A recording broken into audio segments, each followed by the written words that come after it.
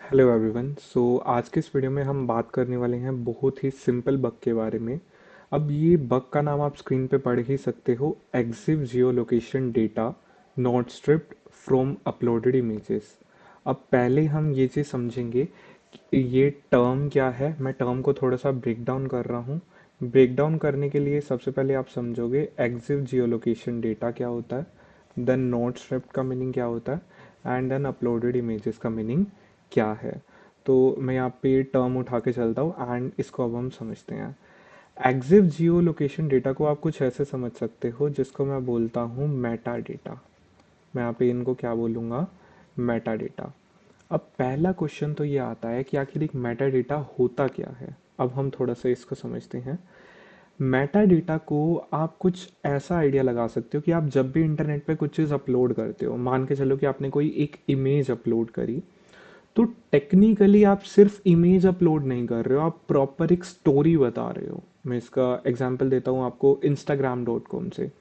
आप जब भी instagram.com पे कोई भी एक पोस्ट डालते हो तो आपको क्या लगता है कि क्या आपने सिर्फ आप एक इमेज ही डाली है? नहीं, उस इमेज के अंदर आपकी लोकेशन, कैमरा, किस स्मार्टफोन से वो इमेज अपलोड हुई है, एंड बहुत सारी डिटेल्स होती है।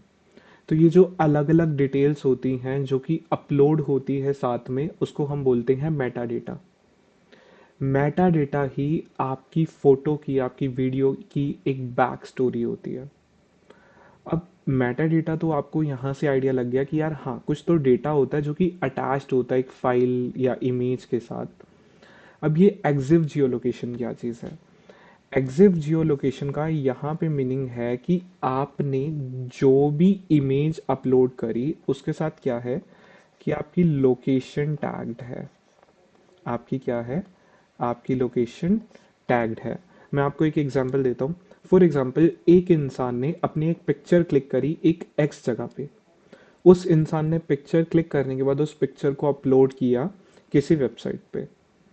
अगर वो वेबसाइट उससे जियो लोकेशन या फिर एग्जिव डेटा को स्ट्रिप नहीं करेगी, तो क्या होगा कि अगर किसी और यूज़र ने वो इमेज डाउनलोड करी, तो वो यूज़र लोकेशन निकाल सकता है अपलोड करने वाले यूज़र की। मैं एक बार इसको दोबारा रिपीट कर रहा हूँ। मैं यहाँ पे एग्जांपल लेके चलता हूँ स्क्रीन पे। फॉर एग्जांपल, एक एक्स यूज़र है, उसने एक वाई लोकेशन पे क्या किया, एक इमेज क्लिक करी। वाई लोकेशन पे एक एक्स यूज़र ने इमेज क्लिक करी। उस यूज़र ने क्या किया, वो यूज़र अपने घर आया या वो यूज़र कहीं पे भी गया एंड उसने वो इमेज अपलोड कर दी। कहाँ पे अपलोड कर दी? उसने वो इमेज अपलोड करी किसी वेबसाइट में। मैं वेबसाइट का नाम लेके चलता हूँ, abc.com। अब abc.com पे अगर इमेज अपलोड हो गई है तो आखिर बग कहाँ पे है? बग आपको अब समझ आएगा।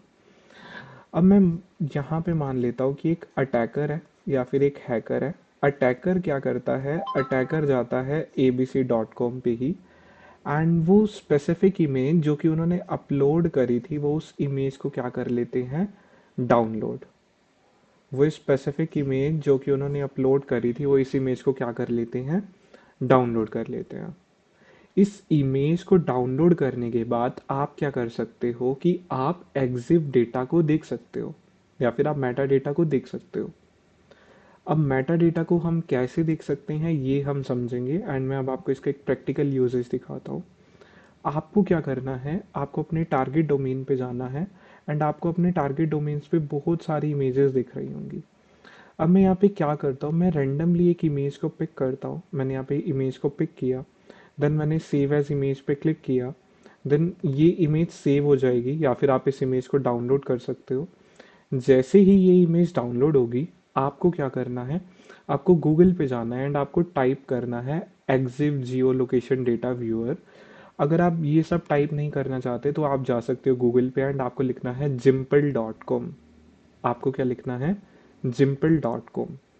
आपको इस वेबसाइट पे जाना है। ये वेबसाइट आपको हिडन मेटा डेटा बता देगी फोटोज़ का कि क्या वहाँ पे कुछ छुपा तो नहीं हुआ है। अब इसके लिए मैं क्या करता हूँ, मैंने जो इमेज डाउनलोड करी मैं इसको करूँगा अपलोड जिम्पल के सर्वर पे एंड जिम्पल अभी मुझे बता देगा कि क्या इसमें जियो लोकेशन छुपी तो नहीं है।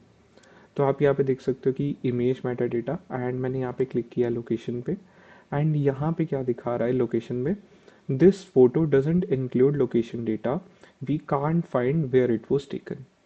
अब यहाँ से आपको क्लियर हो जाना चाहिए कि जो ये वेबसाइट है, जो मेरी यहाँ पे टारगेट वेबसाइट है, वो इस बग से बची हुई है। बट आज के टाइम में भी कई ऐसी वेबसाइट्स एग्जिस्ट करती हैं जहाँ पे एग्जिव मेटा डेटा स्ट्रिप नहीं किया जाता, एंड जहाँ पे भी ये डेटा स्ट्रिप नहीं होगा वहाँ पे ऑटोमेटिकली एक बग है, एंड इसके सीरियस इम्पैक्ट्स हो सकते हैं। अब एक बार हम इसका एक आर्टिकल देखेंगे एंड रिपोर्ट देखेंगे, आपको उससे बहुत अच्छे से समझ आ जाएगा। तो आर्टिकल को अगर आप देखते हो तो ये आर्टिकल लिखा है सौरव नेवातिया ने। सौरव नेवातिया ने यहाँ पे इसका डिस्क्रिप्शन दिया है कि एक्सिव क्या होता है। एक्सिव होता है बेसिकली एक्सटेंसिबल इमेज फाइल। ये एक ऐसा फॉर्मेट है जो कि इस्तेमाल किया जाता है डिजिटल फोटोग्राफी के लिए। एंड यहाँ पे आप देख सकते हो कि बहुत सारी डिटेल्स एग्जिस्ट करती हैं, क्या क्या चीज़ें यूज़ हुई हैं वो भी चीज़ें भी एग्जिस्ट करती हैं। बट स्पेसिफिकली अगर आप यहाँ पे देखोगे तो यहाँ पे क्या लिखा हुआ है, सम इमेजेस में even store the GPS information. अब ये जो जीपीएस इंफॉर्मेशन वाली चीज़ है, ये एक हैकर के लिए बहुत इंपॉर्टेंट है। अब इसमें आप देख सकते हो कि ये जो इशू है इसका इम्पैक्ट है। अब बग क्राउड में इसको कहीं पे P3 माना गया है, कहीं पे P4 माना गया।